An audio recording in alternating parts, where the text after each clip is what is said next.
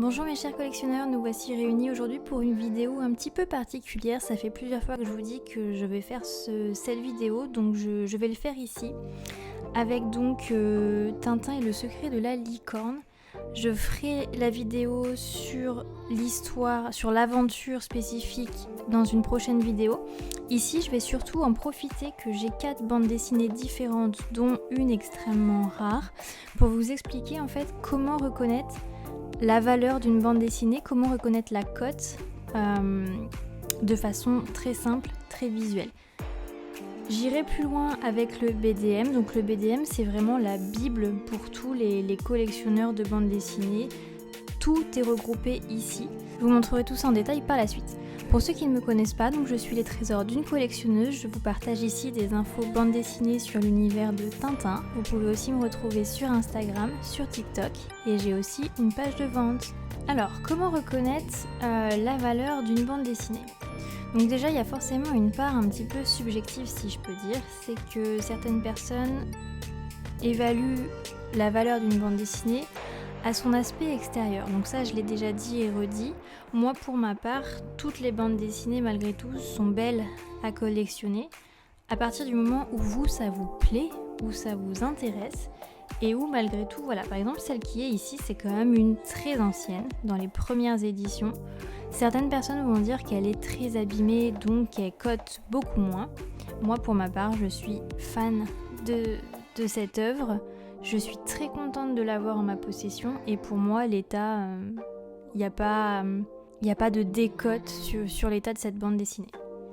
Donc, si jamais un jour vous vous baladez sur une brocante ou dans le grenier de vos grands-parents, arrière-grands-parents, je ne sais pas, et vous tombez sur des aventures de Tintin, il y a plusieurs choses à savoir pour pouvoir les dater. Comme vous pouvez le voir ici, chacune a un dos différent. Donc déjà ça, ce sera un premier indice.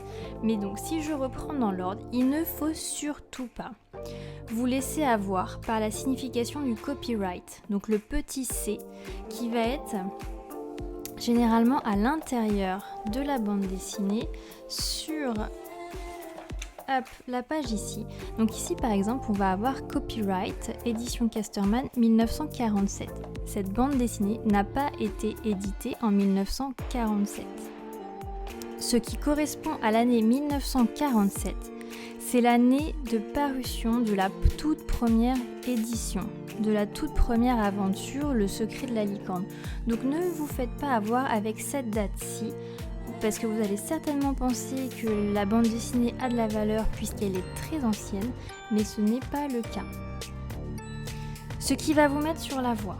Du coup, une première chose, c'est ce qu'on va appeler la couleur du dos. Donc en fait, la couleur du dos, c'est en fait tout simplement la couleur de la tranche. Ici, chacune de mes bandes dessinées ont une tranche rouge. Et ce n'est pas une tranche imprimée, c'est une tranche un petit peu aspect cuir. Donc ça déjà, ça peut vous donner un indice sur le fait que la BD est assez ancienne. Toutes les nouvelles bandes dessinées ont une arête, donc ici j'en ai pas sur cette aventure-là, mais elles ont une arête ce qu'on appelle imprimée. Dessus vous allez retrouver le nom de la bande dessinée.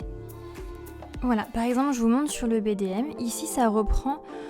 C'est vraiment spécifique, j'ai oublié de préciser, c'est vraiment spécifique au BD Tintin, bien évidemment. Si vous voulez dater d'autres BD, en fait, c'est là où est tout l'intérêt et toute la recherche d'un collectionneur, c'est que chaque bande dessinée a ses spécificités.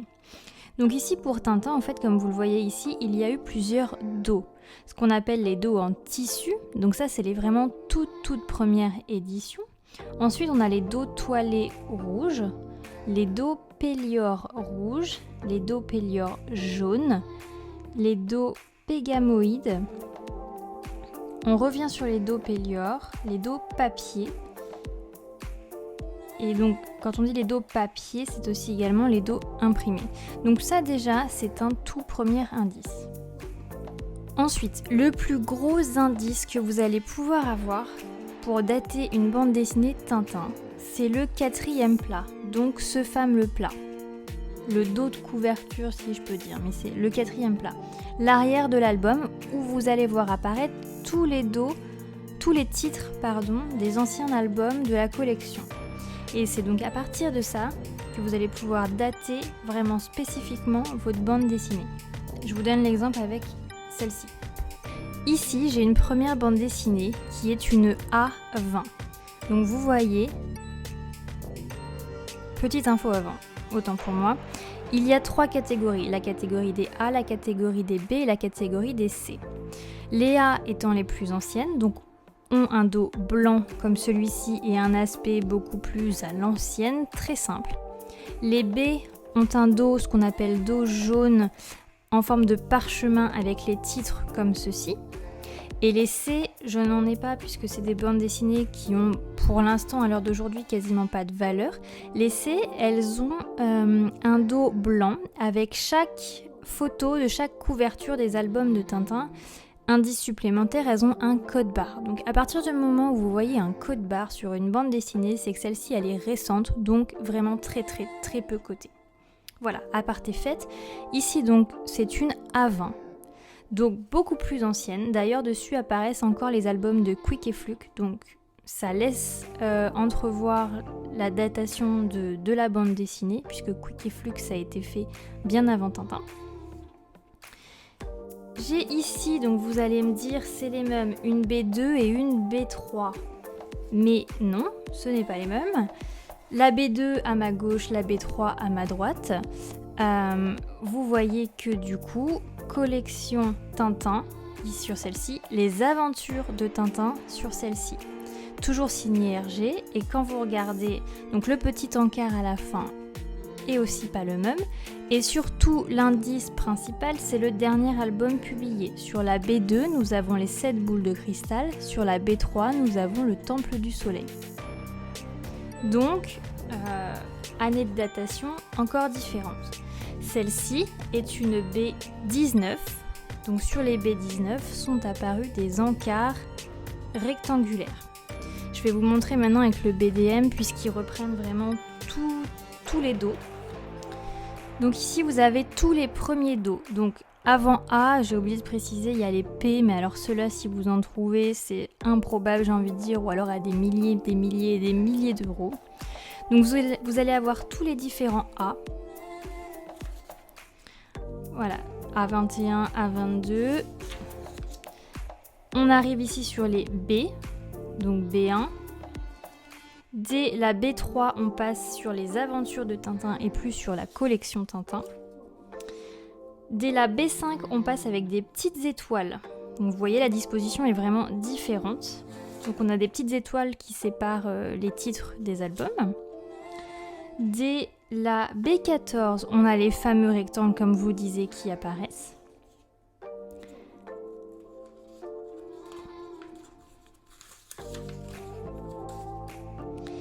Et dès la B35, les rectangles disparaissent pour laisser place à quelque chose de plus épuré. Et enfin, vous voyez ici, ils reprennent les C. En fait, les C ont aussi... vous avez les couvertures de l'album et tous les titres qui sont mis comme ceci au milieu. Voilà. Petite info supplémentaire, certaines bandes dessinées, donc celle-ci, vous voyez, a été imprimée en Belgique. Il faut savoir que les albums de Tintin ont été imprimés soit en Belgique, soit en France. Et en fonction des albums, en fonction des aventures de Tintin, certaines versions, notamment les versions françaises, cotent plus que les versions belges. Donc ça, c'est une petite chose à savoir aussi. Je vais vous donner un exemple avec mes bandes dessinées donc ici. Donc selon le BDM, donc avec le BDM, en fait, vous allez trouver la bande dessinée qui correspond à celle que vous avez entre les mains. Donc là, je suis bien sur le secret de la licorne. Donc celle-ci, c'est une avant. Donc je vais rechercher tout simplement la A20. Donc on voit que c'est la deuxième qui a été publiée, puisqu'il y en a juste une juste au-dessus. Elle a été publiée en 1943. Il n'y a pas de copyright. Ça vous informe sur le nombre de tirages. Donc ici, on nous dit qu'il y a eu seulement que 30 000 exemplaires de cette bande dessinée-là. Et c'est une bande dessinée qui cote entre 2000 et 3500 euros. Voilà. Donc, celle-ci, entre 2000 et 3000 euros. Ensuite, j'ai dit que j'avais une B2 et une B3. Donc, en fait, il suffit de continuer sur tout le descriptif du BDM. Donc, nous avons deux types de B2. Une qui a le copyright, une qui n'a pas le copyright. Ce qui va les différencier, c'est le dos, DJ, DR, dos jaune, dos rouge. Donc la mienne est un dos rouge avec un copyright de 1947, mais elle a été imprimée en 1948. Et elle a donc une valeur de 250 €. 250 € la B2. Des fois, les bandes dessinées d'après, il n'y a pas d'ordre. Ne vous fiez pas forcément aux années comme ça, de l'ordre d'édition, puisque des fois, en fait, c'est pour ça que ce genre d'outils sont très utiles, puisque comme je vous l'ai dit, des impressions françaises peuvent valoir plus que des impressions belges, mais des fois, des B3, B8, B10 vont valoir plus que des B2. Il y a des petites spécificités, puisque des fois, comme on l'a déjà vu dans mes précédentes vidéos, certaines bulles ont été changées, certains discours, certaines améliorations ont été amenées, ce qui font que la valeur prend plus ou moins de la valeur. La BD prend plus ou moins de la valeur, pardon. Donc ensuite on a la B3. Donc la B3 c'est pareil, il y a deux types de B3. Une avec un copyright en 1947 et une avec un copyright en 1946. Les deux ont un dos rouge et ont été imprimés en 1949. Moi, la mienne, donc c'est celle-ci, et elle a une cote égale à 250 €. B2, B3, même cote. Et vous voyez par contre, si je continue par la suite, une B4 ici de 1944 va être cotée 2000 €. Donc il faut vraiment pas s'arrêter sur le fait que ah bah non, celle-ci elle est plus récente que celle-ci donc elle va valoir moins. Non, en fait il faut vraiment se renseigner sur les spécificités de chacune des bandes dessinées car il y a toujours quelque chose qui va apporter un petit plus à la bande dessinée. Par exemple, je repense à une BD que j'ai vendue sur le Sceptre d'Autocar. C'était pas une très très ancienne. Elle était quand même, c'était peut-être une B8 ou une B9. Mais elle valait beaucoup plus qu'une B1, B2 ou B3, tout simplement parce que sur cette année d'édition, ils ont eu des soucis d'impression.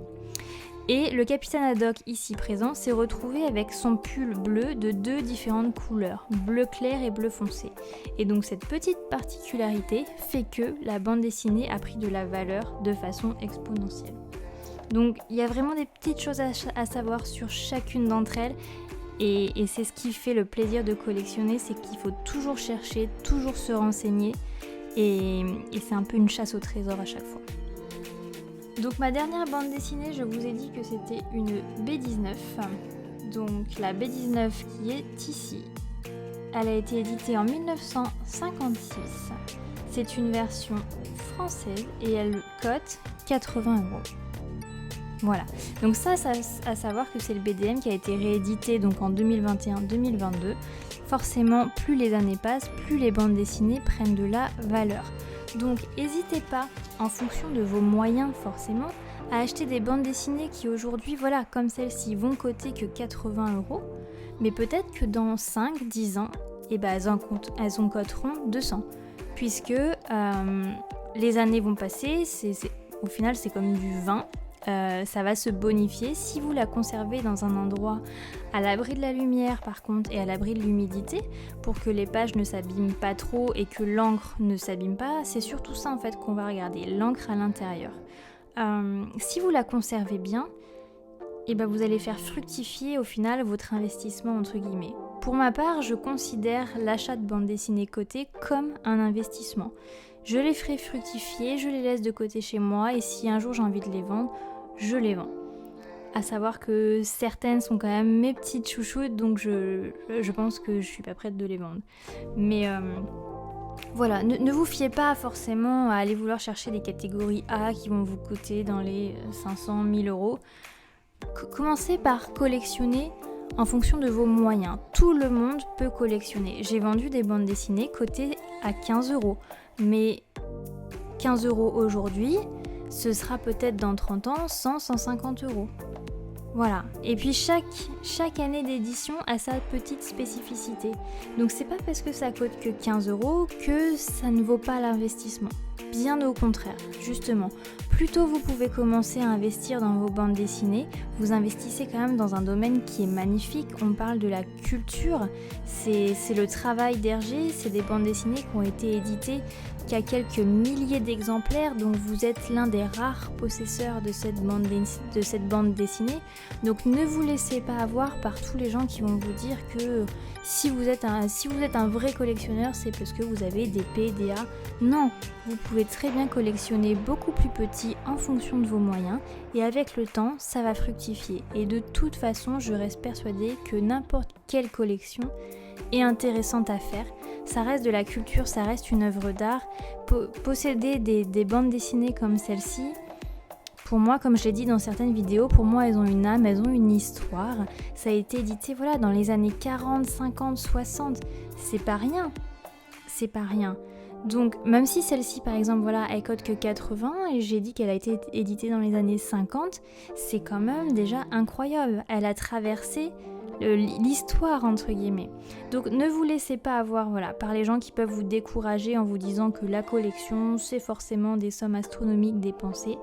Bien au contraire, tout le monde peut commencer à n'importe quel niveau et le but c'est de commencer et vous allez voir que quand on met le doigt dans l'engrenage, on n'a qu'une envie, c'est de continuer encore à amasser ces petits trésors.